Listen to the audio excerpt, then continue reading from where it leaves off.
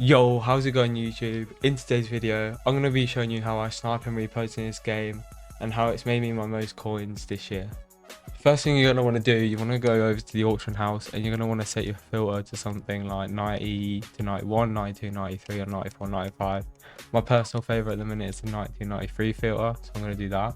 And then I look at this page, so I see the cheapest here for a 92 unfiltered because I haven't filtered anything down here, look, see.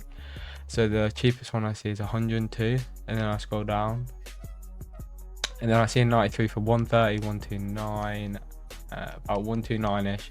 So I keep them noted down in my head, so 102 and 129. So anything under that after the tax is profit, but I do something a little bit different later in the video, a different way of doing this method, so be sure to stay around for that. So what I'll do here, so what is it, 129, 12, 127. So I could make a bit of profit off this card, but I'm going to skip it for now. It's not a huge amount for the amount I'm putting in. So yeah, what I do is I just go through this filter like this.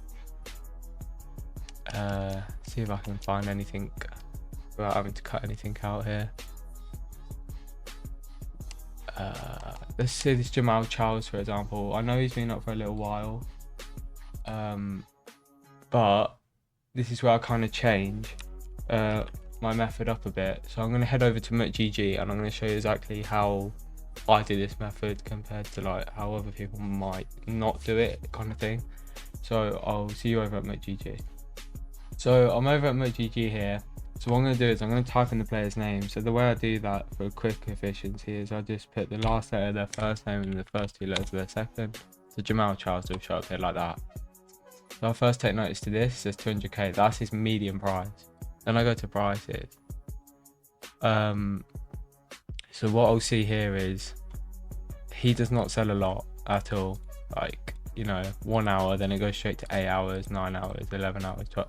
So on this one, for a start, I know I'd miss it because he doesn't sell a lot. I wouldn't go for it like this card. So what I do is I see the price I saw on the auction house, which is the 170, and then I compare it to what he's been recently selling for here. So I can see he's been selling at his higher end. So I would ignore like the 174s and the 152s. I'll be looking at the higher. So I can see he sold for 200, 208, 222, 215, even like, you know, the higher end 190s. So if this was like 6 hours ago maybe, and I could see he's consistently selling for that long ago, I would have bought this card for the 170 and I would have flipped him for the higher end what he sells for, which in this case is between 200 to about 220, probably 215 because that's just a one-off. But you can see he sells consistently at 200k. So yeah, I don't just sell for the cheapest. This is the way I do it because I find it more like it gets you more out of the card. Rather than flipping a card for like 20k profit, you can get an extra 20k on top of that, so you're making 40k. So yeah, that's how I do it anyway. So yeah, I'm gonna head back to the game. We're gonna see if I can find another example, and I'll be back when I've done that.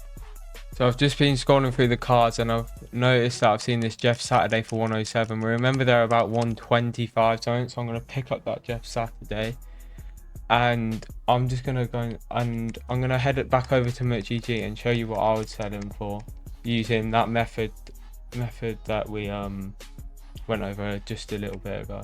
So I'm now on Jeff Saturday's card on mut.gg and I can see that I obviously bought this one here, the 107. His next up is 171, 178, 193. So then I can see here that he sells for, right, so we're looking at the higher amount he sells for 195, 200k, 178, 172, 174, 175, 195. Okay, I would probably take like an average between this. I'll probably sell this card for about 180 to 185, even though it's not the cheapest on the market. As you can see, it will sell because it's sold for that multiple times. So on a list for that, and that's essentially how I do it. So yeah, I'll go back to the game, I'll list the card and we'll go from there. So like I was saying, I'm listing it between 180 to 185, so that's exactly what I'm going to do here. I'm going to do 180 in this case because you know, I just want to get a quicker sale. But if you had a lot more coins, a higher budget, which I have a good budget obviously, but if you did have like say 5 mil, I'd list for 185. If you didn't mind waiting a bit longer. But if you just want to, if you have a lower budget, just list for the lower end of like those prices we highlighted over. So I'll do 180 for 8 hours, because sometimes you can forget about cards and they'll just sit in your binder. You check them the next day and they're down like 30k. So that's why I just listed for 8 hours and I don't have to worry about it. So list that for 180, and just like that, that is 162. That's about 55k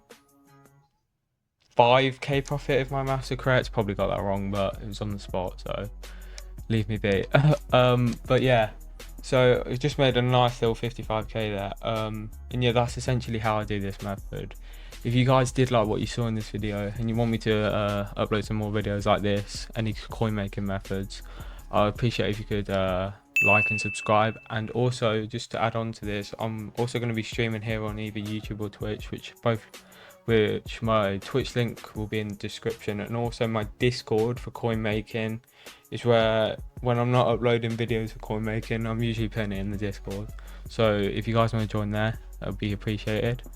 But yeah, I will see you again in the next video. Thanks for watching. Goodbye.